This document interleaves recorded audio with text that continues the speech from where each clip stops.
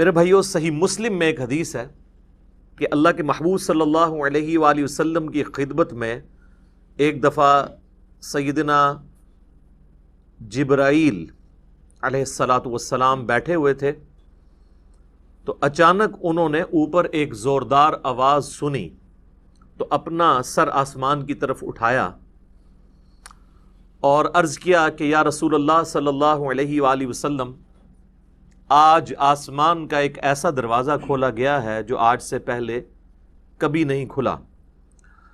اور اس میں سے ایک فرشتہ نازل ہوا ہے جو آج سے پہلے کبھی بھی دنیا میں نازل نہیں ہوا۔ پھر اس فرشتے نے اللہ کے محبوب صلی اللہ علیہ وآلہ وسلم کی خدمت میں سلام عرض کیا، اور سلام عرض کرنے کے بعد اس نے کہا کہ اے اللہ کے محبوب صلی اللہ علیہ وآلہ وسلم، میں آپ کو اللہ تعالیٰ کی طرف سے 2 نوروں کی بشارت دیتا ہوں جو آپ سے پہلے کسی پیغمبر کو عطا نہیں ہوئے۔ نمبر 1، فاتحۃ الکتاب یعنی سورۃ الفاتحہ، اور نمبر 2، خواتیم سورۃ البقرہ، سورۃ البقرہ کی آخری آیات۔ اب یہاں پہ عربی کا جو ورڈ استعمال ہوا ہے وہ خواتیم ہے، اور عربی میں جمع کم از کم 3 سے شروع ہوتی ہے۔ عربی میں واحد ہے، اس کے بعد تثنیہ ہے، اور پھر جمع، جیسا کہ مشرق یہ سنگولر کا صیغہ ہے، اور مشرقین 2 مشرقیں، اور مشارق 3 یا 3 سے زیادہ مشرقیں۔ تو یہ خواتین کا لفظ استعمال ہوا ہے، یعنی ایٹ لیسٹ 3 آیات۔ تو یہ واحد حدیث ہے جس میں سورۃ البقرہ کی آخری 3 آیات کا ذکر آیا ہے، جو آج ہم نے کور کرنی ہے۔ للہ ما فی السماوات و ما فی الارض سے لے کر آنورڈ اینڈ تک۔ ایک اور حدیث ہے، صحیح بخاری اور صحیح مسلم دونوں میں حدیث موجود ہے، اور یہ اسپیسیفکلی ہمارے صبح و شام کے اذکار میں بھی شامل ہے، جو بلو کارڈ کے اوپر ہم نے ریفرنس دیا ہوا ہے کہ اللہ کے محبوب صلی اللہ علیہ وآلہ وسلم نے فرمایا کہ جو شخص بھی رات کے وقت سورۃ البقرہ کی آخری 2 آیات پڑھ لے گا تو اسے ہر چیز سے کفایت کر جائیں گی۔ ہر چیز سے کفایت کر جائیں گی یعنی کسی قسم کا اور وظیفہ جو کسی بھی وہ کام کے لیے کرتا ہے، شیاطین کو بھگانے کے لیے، جنات کو بھگانے کے لیے، مصیبت اور پریشانی کو دور کرنے کے لیے، تکلیف کے ازالے کے لیے، ہر چیز سے یہ کفایت کرے گا یہ ایک وظیفہ، سورۃ البقرہ کی آخری 2 آیات۔ اور جو میں نے اس سے پہلے حدیث بیان کی تھی صحیح مسلم کی، جس میں ایک فرشتے نے آ کے آپ صلی اللہ علیہ وآلہ وسلم کو 2 نوروں کی بشارت دی، سورۃ الفاتحہ اور سورۃ البقرہ کی آخری 3 آیات، اس میں آگے الفاظ یہ بھی ہیں کہ جو شخص بھی سورۃ الفاتحہ یا سورۃ البقرہ کی آخری 3 آیات پڑھے گا تو اللہ تعالیٰ سے جو کچھ مانگ رہا ہے وہ اس کو اللہ تعالیٰ عطا فرما دے گا۔ تو وہ تو بڑی بہترین دعائیں ہیں، چاہے سورۃ الفاتحہ ہو یا سورۃ البقرہ کی آخری 3 آیات، وہ دعائیں بھی ہیں، تجدید ایمان بھی ہے، ہر حوالے سے اہم ترین آیات ہیں۔ ایک اور حدیث ہے جامعہ ترمذی میں اور المستدرک للحاکم میں صحیح سند کے ساتھ کہ نبی صلی اللہ علیہ وآلہ وسلم نے فرمایا، اللہ تعالیٰ نے مخلوقات کی پیدائش سے بھی 2000 سال پہلے اپنے پاس ایک کتاب لکھی تھی۔ لوح محفوظ آپ کو پتہ ہے سب سے پہلے پیدا ہوا ہے۔ جامعہ ترمذی میں حدیث ہے کہ اللہ تعالیٰ نے سب سے پہلے قلم کو پیدا کیا اور پھر فرمایا لکھ جو کچھ ہو چکا اور جو کچھ ہونے والا ہے، یعنی اس کے بعد لوح محفوظ پیدا ہوا، اور جو کچھ ہو چکا یعنی قلم کی اپنی پیدائش، اور قیامت تک ہونے والی جو تقدیر سے ریلیٹڈ چیزیں تھیں، ایک ایک ٹائنیس ڈیٹیل اللہ تعالیٰ نے لوح محفوظ میں وہ قلم سے لکھوا دی۔ تو وہ جو اللہ تعالیٰ کے پاس ہارڈ ڈسک ہے بڑی، جس میں ہر چیز اللہ تعالیٰ نے ریکارڈ کی ہے، مخلوقات کی پیدائش سے 2000 سال پہلے، اس میں اللہ تبارک و تعالیٰ نے جو آیات درج فرمائی تھیں ان میں سے آخری 2 آیات سورۃ البقرہ کی نازل فرما کر سورۃ البقرہ کو مکمل کیا۔ یہ کوئی عام آیات نہیں ہے۔ ایک اور حدیث ہے سنن نسائی الکبریٰ کے اندر، فضائل قرآن والا جو چیپٹر ہے، امام نسائی کی 2 کتابیں ہیں، بیسیکلی تو ان کی کتاب ایک ہی ہے، سنن نسائی الکبریٰ، جس کی تلخیص کر کے سنن نسائی الصغریٰ لکھی گئی، جو ہم سنن نسائی جسے کہتے ہیں۔ ان کے شاگرد تھے امام ابن السنی، انہوں نے اس کو کم کیا تھا۔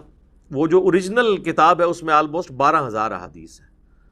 اس میں کئی ایک چیپٹرز الگ سے بھی اردو زبان میں پرنٹ ہو چکے ہیں۔ وفات النبی ایک چیپٹر ہے، خصائص علی اسی کا چیپٹر ہے، فضائل قرآن اس کا چیپٹر ہے، عمل الیوم واللیلہ صبح شام کے اذکار اس کا چیپٹر ہے، سنن نسائی الکبریٰ۔ اس میں جو فضائل قرآن چیپٹر ہے اس میں یہ حدیث موجود ہے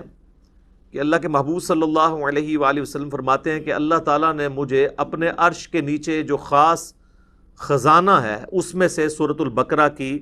آخری 2 آیات عطا فرمائیں جو مجھ سے پہلے کسی پیغمبر کو نہیں دی گئیں۔ اور یہ جو آخری الفاظ ہیں نا کہ مجھ سے پہلے کسی پیغمبر کو نہیں دی گئیں، یہ صحیح مسلم میں بھی الفاظ موجود ہیں جو میں نے پہلی حدیث بیان کی۔ ان آیات کی فضیلت کے لیے یہ چیز بھی بڑی اہم ہے کہ یہ آیات اس دنیا میں نازل نہیں ہوئیں اللہ کے محبوب صلی اللہ علیہ وآلہ وسلم پر، بلکہ شب معراج نازل ہوئی ہیں آسمانوں پر۔ صحیح مسلم کے اندر موقوفاً ابن مسعود رضی اللہ تعالیٰ عنہ کی حدیث ہے، یعنی ان کا قول کہ شب معراج اللہ تعالیٰ نے اپنے محبوب صلی اللہ علیہ وآلہ وسلم کو 3 انعامات دیے تھے۔ نمبر 1 5 نمازیں، نمبر 2 سورۃ البقرہ کی آخری 2 آیات، اور نمبر 3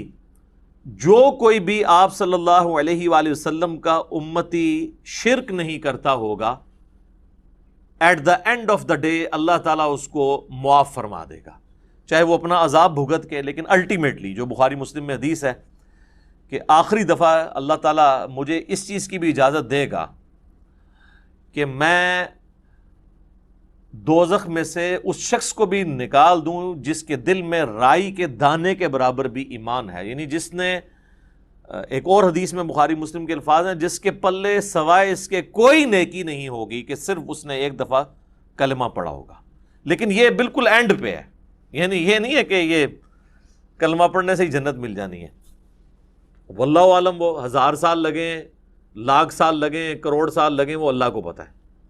اللہم اجرنا من النار، آمین۔ یہاں تو لوگ بڑی آسانی کے ساتھ کہہ دیتے ہیں نا جی خیر ہے دیکھی جائے گی، کوئی مسئلہ نہیں ہے،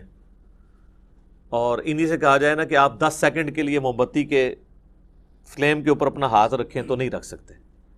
اور جہنم کے بارے میں کہتے ہیں دیکھی جائے گی، ایک پھیرا ہی لگے گا۔ تو بس یہ دیوانگی کی سوچ ہے، اس کا حقیقت کے ساتھ کوئی تعلق نہیں ہے۔ تو یہ میرے بھائیوں میں نے چند احادیث بیان کر دیں سورۃ البقرہ کی آخری 3 آیات کی، اور اس میں سے بھی اسپیسیفکلی آخری 2 آیات، آمن الرسول بما انزل الیہ من ربہ والمؤمنون سے آنورڈ۔ ان آیات کو پڑھنے کی روٹین بنائیں، اور چونکہ بخاری مسلم میں الفاظ ہیں کہ جو رات کے وقت میں پڑھ لے گا اسے ہر چیز سے کفایت کریں گی، تو رات کی ڈیفینیشن شریعت کے اندر مغرب کے بعد رات شروع ہو جاتی ہے، غروب آفتاب کے ساتھ ہی۔ اسی لیے سورۃ البقرہ میں آیا نا کہ روزے کو رات ہونے تک مکمل کرو، تو رات شریعت میں غروب آفتاب کے بعد سٹارٹ ہو جاتی ہے، کیونکہ چاند بھی آپ دیکھیں اگلے مہینے کا سٹارٹ جو ہے وہ رات کے وقت چاند نظر آ جاتا ہے، مغرب کے فوراً بعد ہی۔ پہلی کا چاند تھوڑی دیر کے لیے نظر آتا ہے مغرب کے فوراً بعد، تو مغرب کے بعد بھی آپ ان آیات کو پڑھ سکتے ہیں، عشاء کے بعد بھی پڑھ سکتے ہیں، رات کو سونے سے پہلے بھی پڑھ سکتے ہیں۔ اس کی روٹین بنائیں اور اسے کبھی سکپ نہ ہونے دیں۔ کوئی مشکل وظیفہ نہیں ہے، سارے وظائف کے اوپر بھاری ہے یہ وظیفہ، اور کچھ عرصہ آپ اپنی روٹین بنائیں گے تو آپ کو یہ خود بخود زبانی یاد ہو جائیں گی، آپ کو کوئی اس کے لیے محنت نہیں کرنی پڑے گی۔ آخری 3 آیات کا وظیفہ بنا لیں، للہ ما فی السماوات و ما فی الارض۔ ویسے عموماً پبلک کے اندر تو جتنی بھی احادیث مشہور ہیں وہ آخری 2 آیات سے ریلیٹڈ ہیں، لیکن آج جو میں نے آپ کو صحیح مسلم کی ایک حدیث بتائی ہے نا، اس میں چونکہ خواتین کا لفظ ہے تو آخری 3 آیات، اس لیے آپ دیکھیں گے قرآن حکیم میں سورۃ البقرہ کا جو آخری رکوع ہے نا وہ انہی 3 آیات پہ مشتمل ہے۔ تو اب اپنی روٹین اگر کوئی شخص آمن الرسول سے پڑھتا تھا تو وہ اس کو پیچھے لے کے آئے، للہ ما فی السماوات و ما فی الارض، یہاں سے لے کے آن ورڈ اس کو پڑھنا شروع کریں۔ چند دن آپ پڑھیں گے تو خود بخود آپ کو یہ آیات زبانی یاد ہو جائیں گی، کوئی بیٹھ کے پوری انٹینشن کے ساتھ یاد نہیں کرنی پڑیں گی۔ اس کا آسان طریقہ یہ ہے کہ نماز مغرب یا نماز عشاء کے بعد مسجد سے نکلنے سے پہلے یا گھر میں سنتیں ادا کر رہے ہیں تو مصلی کو اٹھانے سے پہلے مصحف ہاتھ میں پکڑیں اور اسے ایک بار پڑھ لیں اپنی روٹین کے اندر۔ آج کل تو سمارٹ فون ہے، کوئی ایشو نہیں ہے، موبائل فون کھول کے بھی اس میں بھی پڑھا جا سکتا ہے۔ یہ وظیفہ ضرور اپنی زندگی کے اندر لے کر آئیں۔ اس میں آپ دیکھیں گے کہ سٹارٹ تو اللہ تعالیٰ کی تعریف کے ساتھ ہوا ہے، للہ ما فی السماوات و ما فی الارض۔ اس کے بعد کچھ کریٹیکل چیزیں ڈسکس ہوئی ہیں کہ اللہ تعالیٰ گرفت فرما سکتا ہے، جو کچھ تم دل میں چھپاتے ہو یا ظاہر کرتے ہو، کچھ بھی اعمال ہیں وہ اللہ تعالیٰ اس پہ گرفت کر سکتا ہے۔ انشاءاللہ میں اس کی تفسیر بھی بعد میں بیان کروں گا۔ اور اس کے بعد پھر ایمانیات کا ذکر ہے، جو بیسیکلی 3 مسلمانوں کے عقائد ہیں، عقیدہ توحید، عقیدہ رسالت اور عقیدہ آخرت۔ ان 3 عقائد